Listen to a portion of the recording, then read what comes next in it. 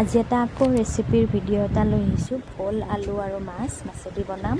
আৰু এইপিনে এয়া মছলাখিনি গোটা ধনিয়া, জিৰা, তেজপাতা, শুকান জলকীয়া, আদা এইখিনি পিচি আনিলোঁ। পাতাতে পিচিলোঁ, মিক্সিত পিছা নাই।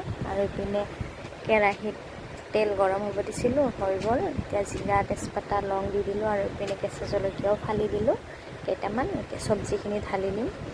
আলু আৰু ভোলখিনি ঢালি দিলোঁ, ধুনীয়াকৈ অলপ লৰাই ল'ম। অকণমান লৰাই লৈ পিনে নিমখ, হালধি এনেকৈ দি মিক্স কৰি ল'ম। মিক্স কৰি লৈ এতিয়া মছলা যিখিনি বটি থৈছিলোঁ সেইখিনি মছলাও ইয়াতে ঢালি দিম।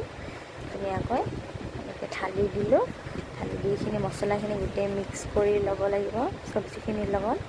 মিক্স কৰি লোৱা হোৱাৰ পিছত ঢাকন মাৰি দিম অলপ। আৰু ইয়াত ঢাকন মৰা হোৱাৰ পিছত আৰু ঢাকন নামাৰোঁ, এয়া পানী ওলাইছে। এতিয়া আৰু এনেকৈ ভাজি থাকিম। চব্জিখিনি গলি গৈছে, ভোলখিনি নোহোৱাই হৈ গ'ল। আৰু এতিয়া এয়া ভাজি এনেকৈ ভাজি থাকিব লাগিব।